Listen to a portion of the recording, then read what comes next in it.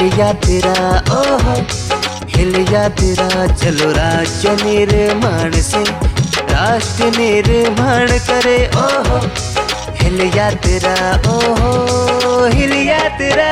ओहो हिल यात्रा सीजन 2 में राज्य निर्माण से राष्ट्र निर्माण का संकल्प लिए इस बार आरजे काव्य और ओहो रेडियो की टीम आ रही है उत्तराखंड के हर जिले और वहाँ के स्कूल्स कॉलेजेस में। तो एक्सपीरियंस कीजिए इस शानदार जर्नी को हमारे साथ। ओहो हिल यात्रा season 2 presented by Doon defence dreamers, राष्ट्र हित में अग्रसर संस्थान, पावर्ड बाय उत्तराखंड राज्य विज्ञान एवं प्रौद्योगिकी परिषद यूकॉस देहरादून, को powered by state health authority Uttarakhand and information technology development agency Uttarakhand, association sponsor Namami Gange, hospitality partner Uttarakhand vacations private limited, happiness partner Pahadi store and outdoor media partner Himalayan advertising Haldwani.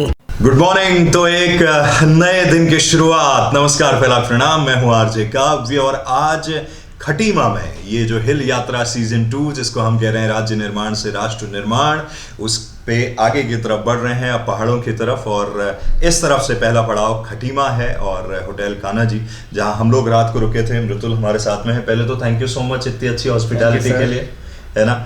तो हिल यात्रा को आप फॉलो कर रहे हैं, आपकी सिस्टर कल बात हो रही थी, वो लोग फॉलो कर रहे हैं। कैसा लग रहा है ये इनिशिएटिव जो ओहो रेडियो ने लिया है? सर ये बहुत अच्छा इनिशिएटिव है, कुछ हमें इसमें अच्छा प्रोडक्टिव भी निकलेगा आगे जी, और इससे कुछ आगे चांसेस भी रहेंगे यूथ खुद से लेकर हर ग्रुप में कि भी आगे हम लोग क्या नया कर सकते हैं उस पर। बिल्कुल।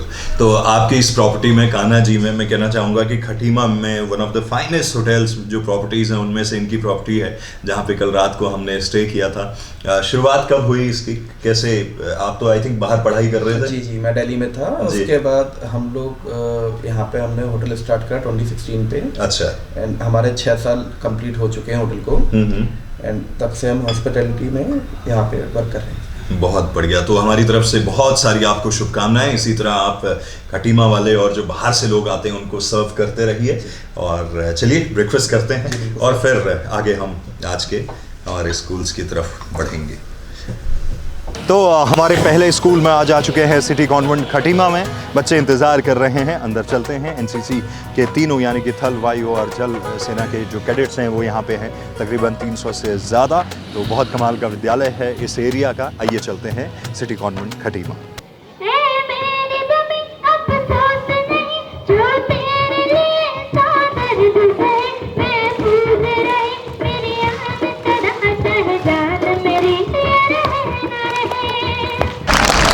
राज्य उस संगठित इकाई को कहते हैं जो एक शासन या सरकार के अधीन हो। राज्य संप्रभुता संपन्न हो सकते हैं। इसके अलावा किसी शासकीय इकाई या उसके किसी प्रभाग को भी राज्य कहते हैं। जैसे भारत के प्रदेशों को भी राज्य कहते हैं। राष्ट्र निर्माण का अर्थ यह है कि जो अपने इतिहास एवं संस्कृति के संरक्षण के लिए प्रयत्नशील हो एवं अपनी संस्कृति को मानने वाले और सम्मान करने वाले लोगों के द्वारा संचालित हो। ऐसा राष्ट्र का निर्माण ही राष्ट्र निर्माण है। धन्यवाद। ऐ जावे दुनिया की माया मारा।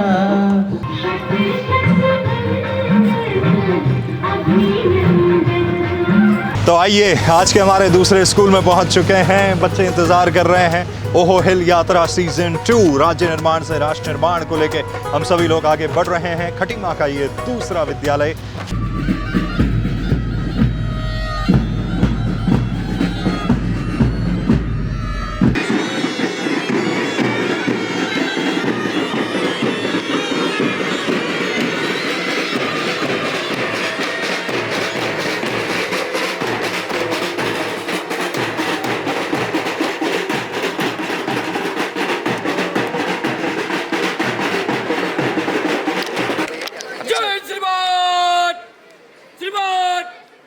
पब्लिक स्कूल का बैंड का प्रोग्राम समाप्त हुआ। बैंड को विसर्जित करने की अनुमति चाहता हूँ।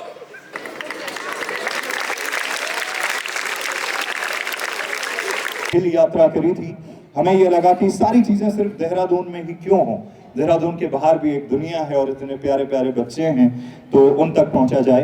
तो पिछली बार हमने म्यूजिक, कल्चर, फूड की बात करी, इस बार हमने कहा कि हम राज्य निर्माण से राष्ट्र निर्माण की बात करेंगे। तो एक अच्छा राज्य कौन सा होता है? जहां का हर एक बाशिंदा, हर एक इंडिविजुअल अपनी तरफ से कंट्रीब्यूशन देता है। राज्य निर्माण से भारत माता की। तलवारों पे तलवार दिए, अंगारों में विश्व जलाया है, तब जाके कहीं हमने सर पे ये केसरी रंग सजाया है। मेरी कभी अफसोस नहीं, यो तेरे लिए तो दर्द से महसूस है, तेरी आन सजा परेशान मेरी रहना है। मेरी जमीन महबूबा मेरी नस नस में तेरा इश्क है, ठिकाना पड़े रंग रंग तेरा, किस मुँह से निकल के खून का है। तेरी मिट्टी में मिल जावा, फिर भर के मैं फिर जावा, इतनी सी है दिल की आरज़ू। तेरी नदियों में ढल जावा, तेरी खेतों में लहरावा, इतनी सी है दिल की आरज़ू।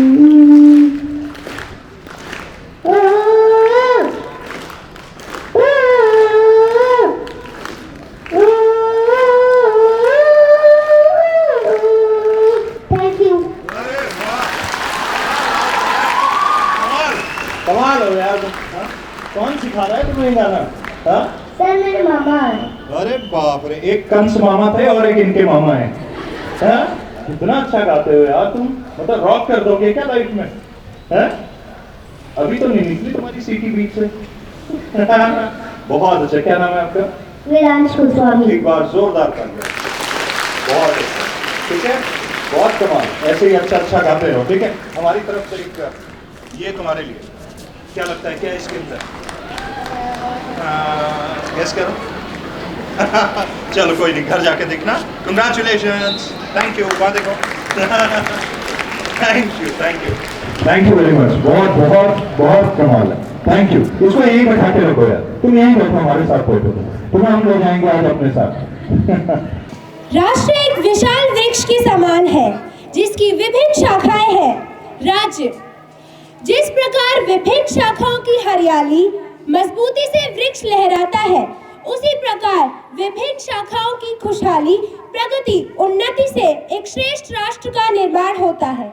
In modern India, a state undergoing development can be benefited from a developed state because we all belong to the same umbrella called India. At last, I will end my say with सबका साथ, सबका विकास, सबका विश्वास, सबका प्रयास is very important for the achievement of country's goals. जय हिंद, जय Bharat, thank you. राज्य निर्माण से राष्ट्र निर्माण, सिंपल सी चीज है।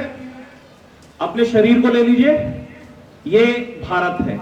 अगर हमारे शरीर के सारे अंग मजबूत रहेंगे, स्वस्थ रहेंगे, तो आपका शरीर स्वस्थ और सुंदर होगा। बस इसी तरीके से हमें अपने राज्य को आगे बढ़ाना है ताकि हमारा शरीर, हमारा देश एक ऐसा देश बन जाए जिसकी मिसाल पूरे दुनिया में दी जाए। तो ओएचओ रेडियो, जैसा आपको बताया गया, पहला डिजिटल प्लेटफॉर्म है जो कि सियाचिन तक में काम करेगा। यह बहुत अच्छी चीज है जो पहले नहीं मुमकिन हो पा रही थी, लेकिन जैसे जैसे टेक्नोलॉजी एडवांस हो रही है, तो इसके लिए हमारे उत्तराखंड से एक भाई आगे आया। इसके लिए एक बार जोरदार तालियां कि उन्होंने सोचा कि जो किसान और जो जवान दोनों के लिए सोचा। इस सोच को लोक पब्लिक स्कूल की तरफ से सलाम है। और इसी के साथ मैं अपनी वाणी को विराम देता हूं और उम्मीद करूंगा कि इस तरीके के प्रोग्राम और आगे आते रहे ताकि बच्चों को कुछ नया सीखने को मिलता रहे। जय हिंद, जय भारत। खटीमा से आगे होते हुए चंपावत हम लोग निकल रहे हैं। टनकपुर का ये engineering college, doctor APJ Abdul Kalam engineering college, जो इस एरिया में बड़ा जाना माना नाम है और बहुत सारे बच्चे यहाँ पे पढ़ते हैं। तो कॉलेज के स्टूडेंट्स हैं, इनसे मुलाकात करते हैं और बातचीत करते हैं राज्य निर्माण से लेकर राष्ट्र निर्माण को लेकर वो क्या सोचते हैं, अपने कॉन्ट्रीब्यूशन को लेके। हिल या तेरा ओहो, हिल या तेरा ओहो, हिल या तेरा।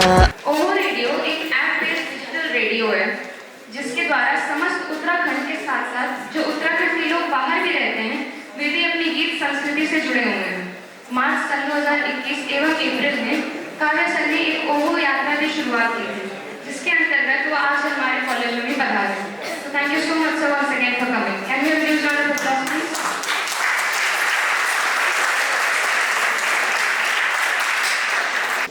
मेरी ज़मीं अफसोस नहीं जो तेरे लिए सौदर से महफूज रहे तेरी आन सदा चाहे जान मेरी।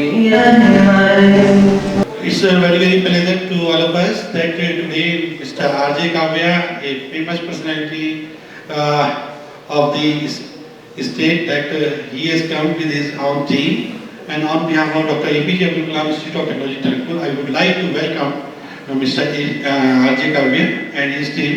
मुझे ऐसा लगता है कि हम लोगों ने फौज के मामले में बहुत अच्छा किया है। हमने बाकी कई फील्ड में अच्छा करने की कोशिश करी है, लेकिन साइंस एंड टेक्नोलॉजी के मामले में अभी हमें बहुत कुछ करने की जरूरत है। इनोवेशंस के मामले में कम से कम, जब हमारी एग्रीकल्चर की इतनी सारी लैंड है जहाँ पे हम कहते हैं कि बहुत सारा पलायन हो रहा है, लोग खेती करना छोड़ चुके हैं, तो ट्रेडिशनल फार्मिंग को किस तरह से हम modern age, new age farming में तब्दील कर सकते हैं, उसको लेके जंगलों में आग लगती है, उसको लेके क्या हम कोई इनोवेशन, कोई स्टार्टअप कर सकते हैं। आज बहुत सारे पुल हैं हमारे उत्तराखंड में, कई बार हम देखते हैं पुराने पुल में गिर जाते हैं। क्या कुछ ऐसी इनोवेशन कर सकते हैं कि अगर उस पुल के ऊपर से मान लीजिए कोई वजन वाली चीज जा रही है तो वो पहले ही हमें बता दे। यानी कि देखिए, जहां समस्याएं होती है ना, कुल मिला के बात वही है, प्रॉब्लम सॉल्व करना ही एक स्टार्टअप है। जब हमने ओहो रेडियो की शुरुआत करी थी, बहुत सारे लोगों ने बोला था कि यार रेडियो तो फ्रीक्वेंसी पे आता है, आप ऐसा क्या नया कर रहे हैं। तब हमने यही कहा था कि देखिए, हमारे उत्तराखंड में बहुत सारे ऐसे गांव हैं छोटे छोटे जहां कोई अखबार नहीं जाता, कोई टीवी नहीं आता, कोई होर्डिंग नहीं लगती है, होर्डिंग रोड किनारे लगती है। बहुत सारे गांव हैं जहां कोई होर्डिंग नहीं लगती, अखबार ही नहीं जाता वहां पे, लेकिन वहां पे इंटरनेट है। आज 16,000 गांव में से तकरीबन 15,600 गांव तक इंटरनेट 2G तो पहुंच ही चुका है। और ये हमारा जो रेडियो है, ऐप है, नॉर्मल 2G 96 kbps पे चल जाता है, इतने कम पे 5 MB की ऐप है। तो हमारी कोशिश ये थी कि हम कैसे वहां तक पहुंच सकते हैं। मैं आपको एक बड़ा अच्छा एक उदाहरण देता हूँ। आप में से कितने बच्चे ट्विटर यूज करते हैं? बहुत कम है, 8-10 है। रेगुलरली कितने लोग करते हैं? मतलब दिन में 3-4 ट्वीट कर देते हो एक महीने में। अब मैं आपको एक बड़ी इंटरेस्टिंग बात बताता हूँ। ट्विटर आज की डेट में, एक जमाना होता था जब लोग डिपेंडेंट होते थे न्यूज चैनल्स पे ब्रेकिंग न्यूज के लिए, राइट? आज वर्ल्ड की सबसे ज्यादा अगर ब्रेकिंग न्यूज कहीं पे ब्रेक होती है तो वो ट्विटर के ऊपर होती है। चाहे पॉलिटिकल हो, चाहे कोई फुटबॉल मैच चल रहा हो, कोई इनोवेशन हो गई हो, कोई स्टार्टअप हो, तो सबसे पहले ट्विटर पे ब्रेक होती है। ट्विटर एक तरह से उस तरह का प्लेटफॉर्म बन चुका है।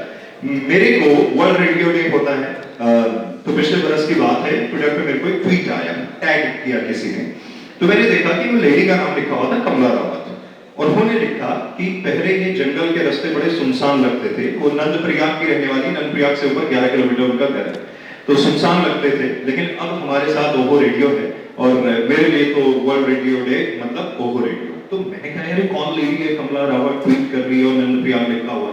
जब मैं उनकी स्टोरी को देखने लगा तो मुझे मालूम चला, इतनी कमाल की स्टोरी मालूम चली कि जब उनकी शादी हुई आज से कुछ साल पहले, मतलब हो गए होंगे 15-1 साल, तो वो 8वीं पास थी।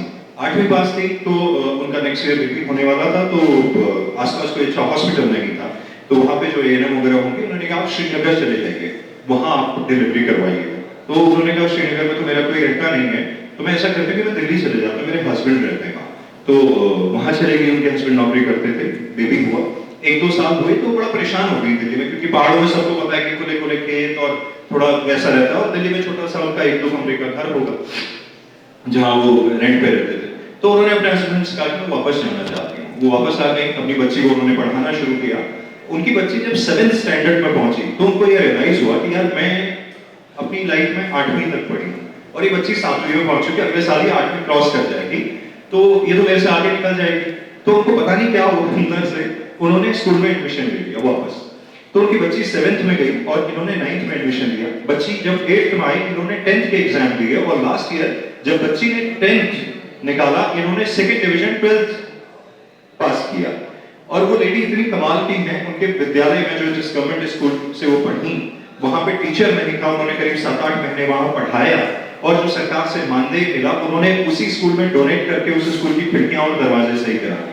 जब कोविड आया, क्योंकि वो इंटरनेट यूज करते थे, थोड़ा सा दिमागी तौर पे बड़ी खुली हुई हैं, तो उनको लगा कि यार देश में इतनी बड़ी महामारी आ गई, हम क्या कर सकते हैं। उन्होंने घर घर जाके लोगों से कंट्रीब्यूशन लिया और उसको प्रधानमंत्री रिलीफ फंड में उन्होंने डोनेट कर दिया। जब ये स्टोरी मेरे को मालूम चली तो मुझे लगा कि वाकई में ये ओहो रेडियो इन्हीं लोगों का तो रेडियो है कि वो गांव में बैठी महिलाएं जो जंगल जाती हैं वो रेडियो सुन रही हैं और इतना कमाल का काम कर रही हैं।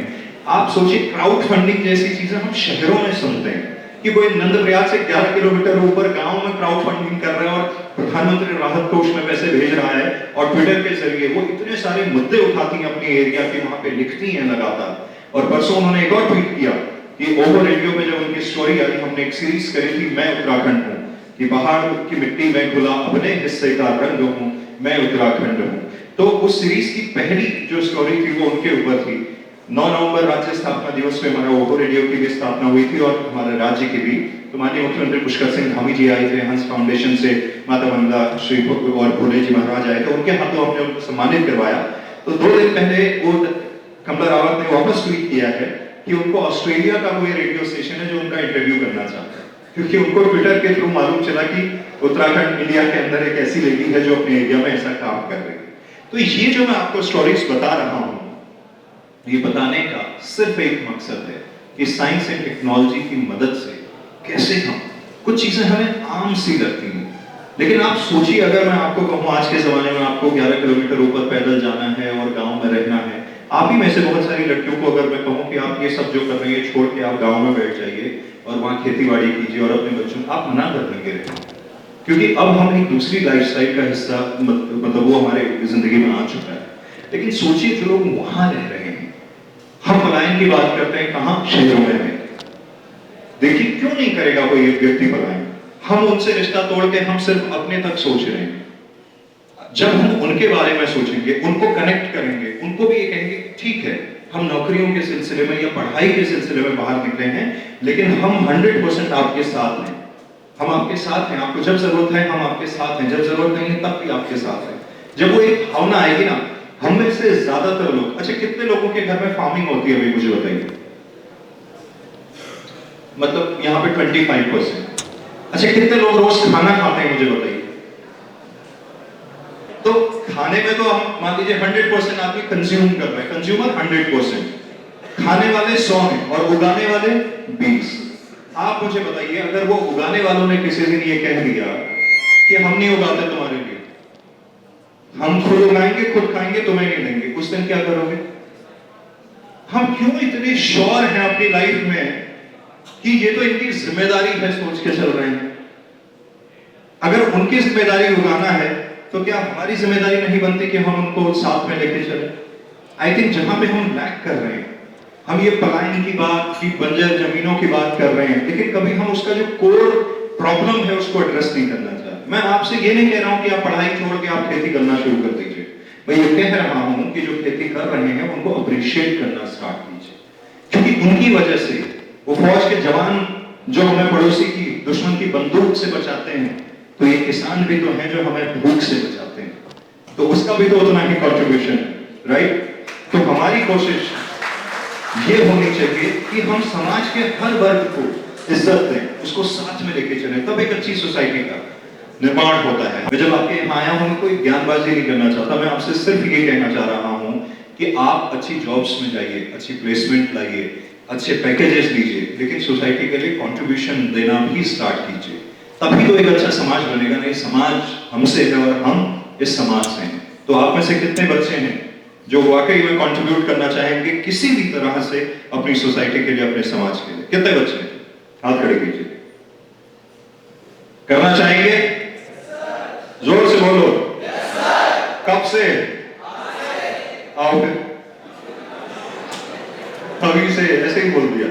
चलो मैं आता हूँ, पूछता हूँ क्या कंट्रीब्यूट करोगे?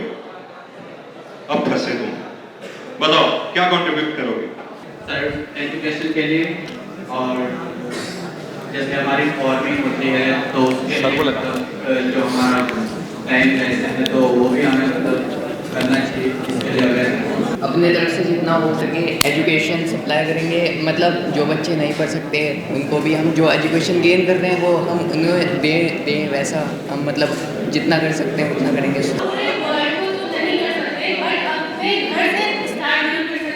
लोगों की थिंकिंग, लोगों के आइडिया, अपने बड़ों का और अपने छोटों का एक पॉइंट ऑफ व्यू, एक आइडिया चेंज करने धीरे धीरे होगा, बट एक दिन जरूर होगा कि सब जेंडर इक्वल होंगे, पूरी सोसाइटी इक्वल होगी, और जो भी अभी इनइक्वालिटी हो रही हो बिल्कुल चेंज होगी।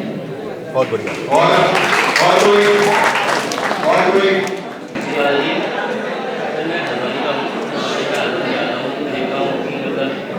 आसपास लोग मांगने वाले होते हैं वहाँ पर, तो मुझे नहीं होता है।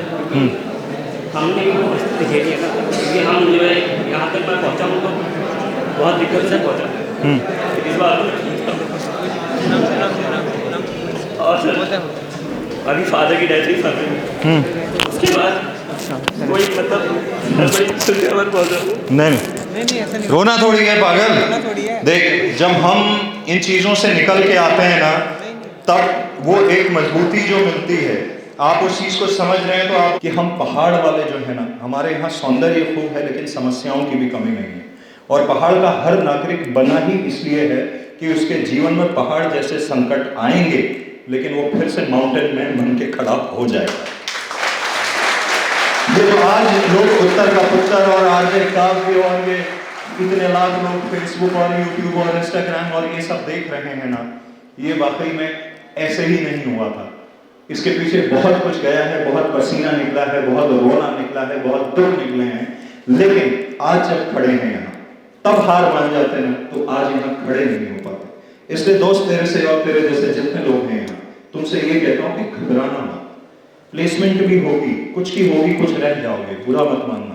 एक दूसरे को हाथ पकड़ के चलना, किसी की किसी कंपनी में जॉब लग जाए, दूसरे को खींचने की कोशिश करना कि मैं इसको कैसे करूं। अगर नहीं भी हो सकता है ना, इंडिविजुअल कैपेसिटी में कोशिश करना कि इसको आगे कैसे बढ़ा सकते हैं। जिन बच्चों के साथ तुम पढ़ रहे हो, मैं हमेशा एक बात कहता हूं कि अगर मैं इंडिविजुअल आगे बढ़ गया, हो गए 10 लाख डाउनलोड मेरे, हो गए बहुत कुछ, हो गया बहुत कुछ, अगर मैं आगे बढ़ गया और मेरा समाज वहां पीछे रह गया, तो मेरा उस आगे बढ़ने का कोई फायदा नहीं है। कोई फायदा नहीं है बागेश्वर अल्मोड़ा की थोड़ा चौपाल से निकलने का, अगर हम आगे बढ़ गए और हमारा समाज पीछे रह गया। अरे जश्न भी बनाओगे तो अपने लोगों के बीच में जश्न मनाने में मजा आता है, अकेले जश्न मना के क्या कर लोगे। इसलिए आपसे कहता हूं, एक दूसरे का हाथ पकड़ना और एक साथ आगे बढ़ने की कोशिश करना। Thank you very much. Thank you.